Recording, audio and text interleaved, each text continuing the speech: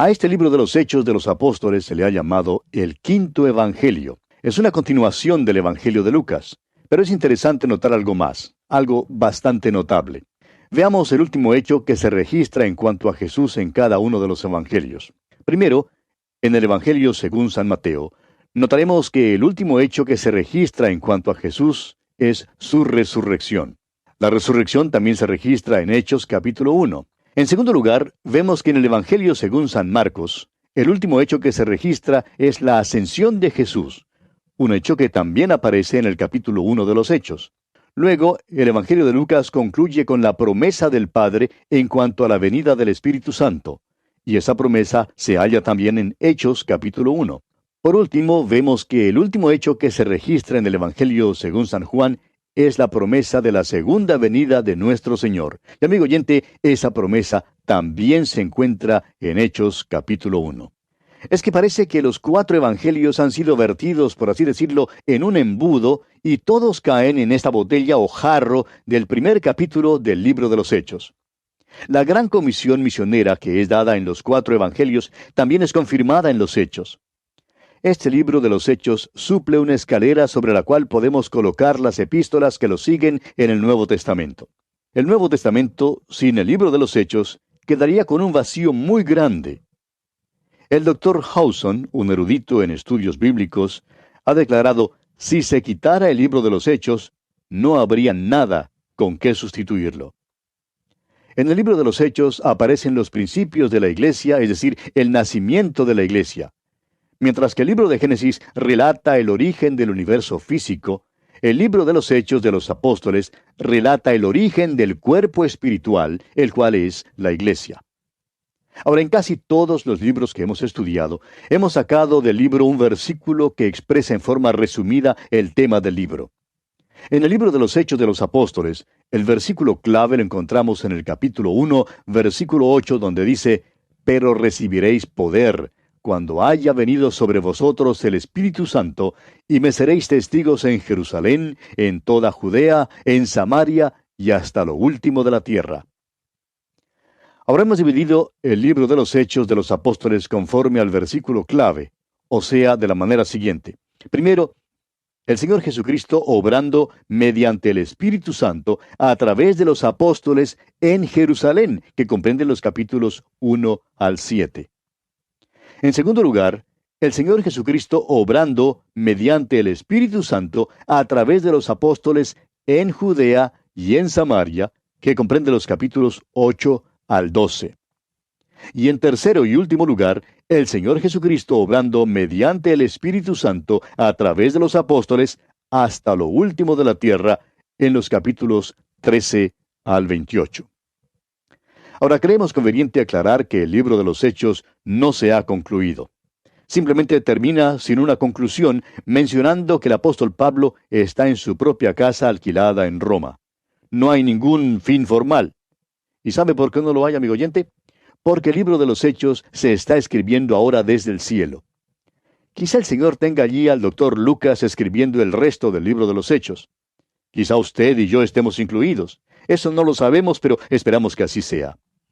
Vamos a decir que lo que se escribe no es el libro de los Hechos, pero la Biblia misma dice que hay un libro allá arriba, en el cual se está anotando todo lo que usted y yo, amigo oyente, estamos haciendo por él. Y dice Dios que en el día final este libro será abierto. Quizá esto pueda causar alarma a algunos de nosotros. Bien, hemos dado un bosquejo algo sencillo de este libro, pero creemos que es mejor que sigamos un método sencillo en nuestro estudio. No creemos que la palabra de Dios deba ser presentada con bosquejos y estudios demasiado enredados y complicados. No pretendemos acercarnos al estudio de la Biblia desde un punto de vista filosófico de ninguna manera. Nuestro estudio es desde un punto de vista puramente práctico, histórico y bíblico. Nosotros creemos que el Espíritu de Dios puede hablar y que nos habla de aquella manera, o sea, a través de la Biblia misma. Damos gracias a Dios que recibimos tantas cartas de nuestros oyentes que representan casi todos los oficios y profesiones posibles. Recibimos cartas de profesores en las universidades y en otras escuelas, y también recibimos cartas de muchas personas que apenas pueden leer y escribir. Y todos todos testifican que estos estudios les son bastante comprensibles. Y por ello damos gracias y gloria al Señor. Creemos que la palabra de Dios es comprensible y que debemos hacer todo lo posible para que continúe siendo comprensible. Desafortunadamente, muchos profesores en nuestras escuelas e institutos bíblicos entienden mal las palabras de nuestro Señor. Cuando Él dice, apacienta mis ovejas, ellos lo interpretan erróneamente como si dijera, apacienta mis jirafas. Nosotros tratamos de poner las galletas en los estantes más bajos de la despensa, amigo oyente, a fin de que aún los niños puedan alcanzarlas. A propósito, hemos recibido ya algunas cartas de parte de algunos niños que indican que ellos también escuchan el programa y comprenden muy bien el estudio bíblico. Y por esto, una vez más, damos gracias a Dios. Bien, veamos ahora los distintivos del libro de los Hechos. En primer lugar, tenemos la prominencia del Señor Jesucristo. El Señor Jesucristo ya ha dejado a sus discípulos, se ha ido. Asciende al cielo, según lo relata el primer capítulo de este libro, pero todavía está obrando. Simplemente ha cambiado su posición, su situación, ha cambiado su centro de operaciones. Mientras estaba aquí en la tierra, su centro de operaciones estaba localizado en Capernaum. Ahora su centro de operaciones está a la diestra del Padre. El Señor Jesucristo, pues, tiene un lugar de gran prominencia en este libro. Él está obrando desde el lugar ventajoso del cielo mismo. En segundo lugar, tenemos la prominencia del Espíritu Santo. Cristo prometió enviar al Espíritu Santo. Esta promesa se menciona 4 veces en el Evangelio según San Juan en los capítulos 1, 7, 14 y 20. La misma promesa se da en el libro de los Hechos, capítulo 1, versículo 8. Usted y yo, amigo oyente, vivimos en la edad del Espíritu Santo. El gran hecho de esta edad es que el Espíritu Santo mora en los creyentes, es decir, en toda persona que ha aceptado personalmente como único y todo suficiente Salvador al Señor Jesucristo. Luego tenemos el poder de la iglesia. La iglesia tiene poder y claro que este poder es por medio de la operación del Espíritu de Dios. Aquel poder de la iglesia primitiva no se manifiesta hoy en día en nuestras iglesias. Algunas personas dicen que por acá hay un avivamiento y que más allá hay otro avivamiento. Sin embargo, parece que no dura mucho porque después de un poco de tiempo se les acaba el avivamiento. ¿Por qué? No lo sabemos. Pero la verdad es que no hemos presenciado ningún otro avivamiento así como los que se registran en este libro de los Hechos. Luego, en cuarto lugar, tenemos la prominencia de la iglesia visible e invisible. La iglesia es una nueva institución y tiene sus comienzos aquí en el libro de los Hechos. En quinto lugar, tenemos la prominencia de lugares geográficos que son mencionados por nombre. Hace poco dimos un bosquejo. El libro principia en Jerusalén y termina en Roma. El célebre arqueólogo Sir William Ramsay ha verificado la exactitud de todos los lugares que son mencionados por el Dr. Lucas y los ha encontrado exactos. Tenemos en sexto lugar la prominencia dada a la gente. El Dr. Lucas menciona por nombre a unas 110 personas, además de sus referencias a multitudes o grupos. Creemos que al fin del primer siglo había en el mundo millones de creyentes. La iglesia tuvo un crecimiento fenomenal durante esos primeros 200 o 300 años. Y tenemos que, en comparación a entonces, hoy en día su crecimiento se ha retardado. En séptimo lugar, tenemos la prominencia de la resurrección, el punto central de la predicación del Evangelio. La resurrección es el corazón mismo de la predicación del Evangelio. En muchas de nuestras iglesias hoy en día, solamente una vez al año se presenta un sermón en cuanto a la resurrección, y eso de costumbre en el domingo de resurrección.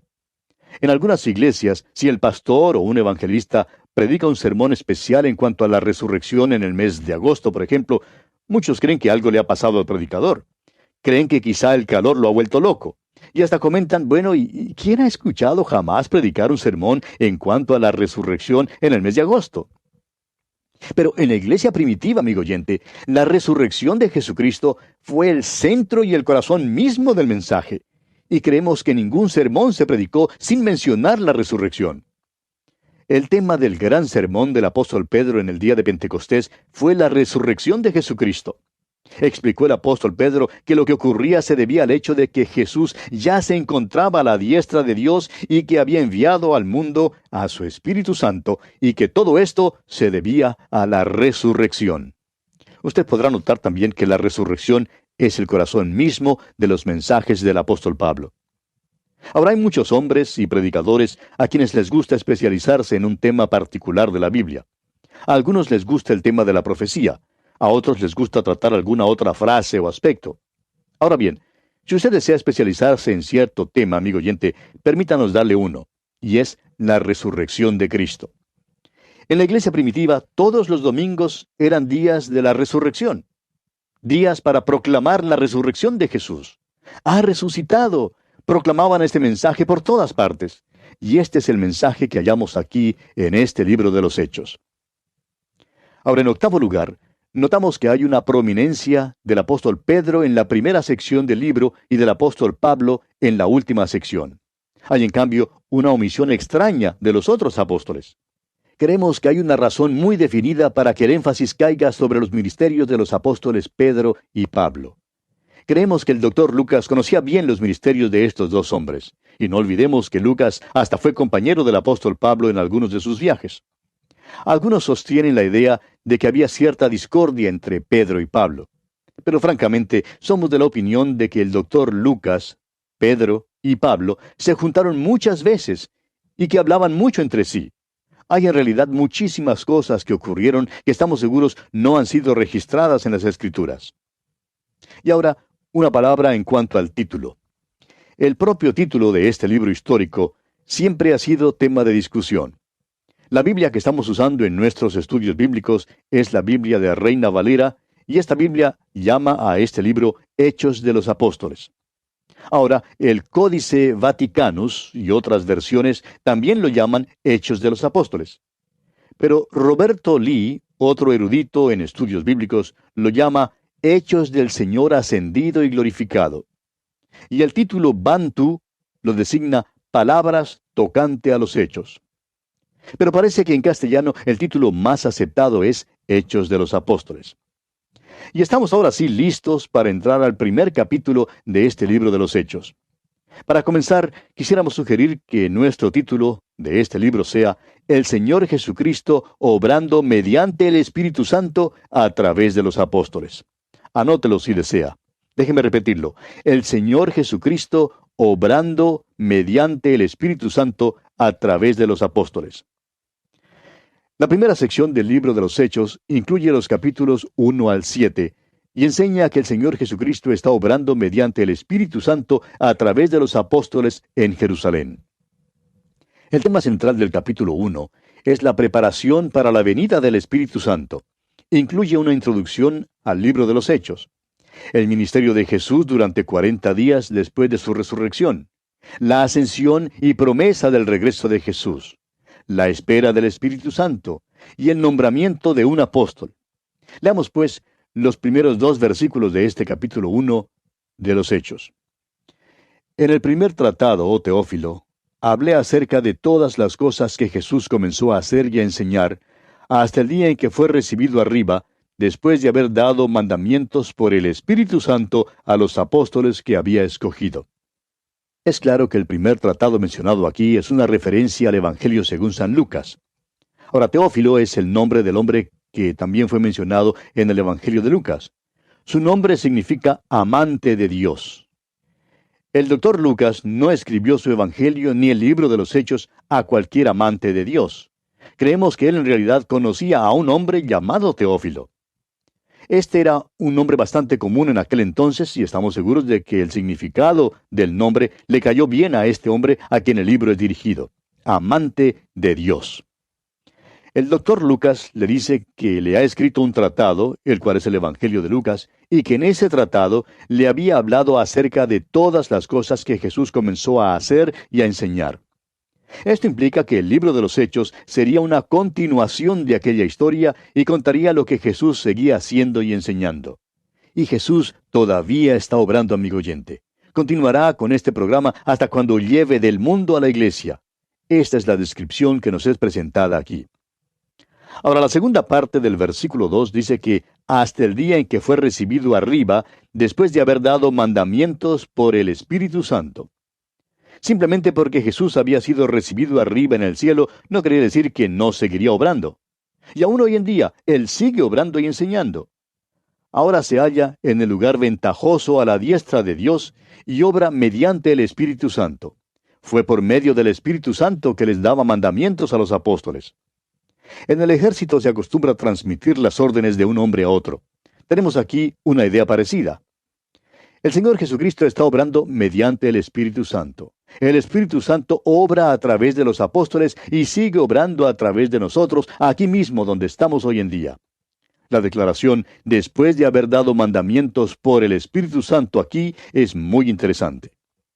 Veamos ahora el ministerio de Jesús durante los 40 días después de la resurrección. El doctor Lucas presenta aquí una frase bastante larga. Leamos aquí el versículo 3 de este capítulo 1 de los Hechos. A quienes también, después de haber padecido, se presentó vivo con muchas pruebas indubitables, apareciéndoseles durante 40 días y hablándoles acerca del reino de Dios. Se presentó vivo con muchas pruebas indubitables, dice aquí, después de su sufrimiento y muerte. En la Biblia se menciona 10 casos específicos en que Jesús aparece después de su resurrección. Su ministerio después de la resurrección, como es revelado en sus apariciones, tiene una relación más importante con la vida de los cristianos hoy en día que su ministerio terrenal de 3 años, como aparece detallado en los 4 evangelios. Ahora, en cuanto al ministerio del Señor Jesús después de su resurrección, el apóstol Pablo declara lo siguiente en su segunda carta a los Corintios, capítulo 5, versículo 16.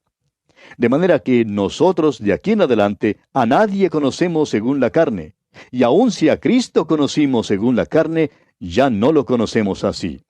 En otras palabras, amigo oyente, usted y yo no conocemos hoy a Jesucristo como el hombre que caminaba sobre esta tierra hace 2000 años. Le conocemos como el hombre en la gloria. Está allí ahora mismo, mientras yo hablo con usted y usted me escucha. Él está allí y esto es un hecho comprobado. ¿Cuántas veces la iglesia pierde de vista este aspecto? Permítanos compartir con usted una declaración que llegó en una carta de un hombre que dijo que había sido miembro de una iglesia durante toda su vida. Había cumplido con todos sus ritos y ceremonias y se creía un buen cristiano. Sin embargo, al acercarse a la palabra de Dios, pudo darse cuenta de que ni siquiera conocía a Jesús. Tuvo que aprender que Jesús no solo caminó en la tierra hace ya 2000 años, sino que también vive hoy en día y que está a la diestra de Dios. Tuvo que acercarse al Cristo viviente y aceptarle como su Salvador y Señor. ¡Cuán maravilloso es eso, amigo oyente! Se presentó vivo, dice aquí, con muchas pruebas indubitables. El problema hoy en día, amigo oyente, no está en los hechos, sino en la incredulidad del hombre. Los hechos están a la disposición de quien quiera examinarlos. Nos preguntamos si alguien que nos escucha duda la realidad de la batalla que se libró en Waterloo. Francamente, yo creo que es un hecho que Napoleón vivió y creo también que libró la batalla de Waterloo. Pero al mismo tiempo confieso que tengo personalmente muy poca evidencia de ello. Permítame decirle, amigo oyente, que hay como 10,000 veces más evidencia en cuanto a la muerte y resurrección del Señor Jesucristo que la evidencia que hay para la batalla de Waterloo. Y sin embargo, hay quienes hoy en día dicen que no creen que la resurrección de Cristo sea un hecho. ¿Dónde está pues el problema? El problema, amigo oyente, está en usted. El problema no está en la palabra de Dios. Jesús, dice aquí, se presentó vivo con muchas pruebas indubitables. Usted puede saber esto si es que en verdad quiere saberlo. El problema, amigo oyente, es que no quiere saberlo. El problema no está en la mente, sino en la voluntad. Como lo dice el refrán, no hay peor ciego que el que no quiere ver. Quisiéramos hacer aquí un corto comentario en cuanto a la resurrección. Hay un versículo que creemos ha sido torcido y retorcido hasta no comprenderse su sentido original. En el Evangelio, según San Juan capítulo 12, versículo 32, el Señor Jesucristo dijo, «Y yo, si fuere levantado de la tierra, a todos atraeré a mí mismo». Ahora, ¿cómo fue levantado? Fue levantado en su resurrección, amigo oyente. Fue levantado de los muertos. Ese es el mensaje. No importa cuánto hable usted en cuanto a Jesús, ni cuán amable diga usted que Él es. El mensaje es que Jesús ha sido levantado de los muertos, ha resucitado. El motivo por el cual más personas no son atraídas a Cristo es porque no se predica a un Cristo resucitado. El libro de los Hechos pone mucho énfasis en la resurrección de Jesucristo. Bien, amigo oyente, nuestro tiempo por hoy se ha agotado, así es que tenemos que detenernos aquí. Continuaremos, Dios mediante, en nuestro próximo programa con este estudio sobre el libro de los Hechos de los Apóstoles. Le invitamos a sintonizarnos.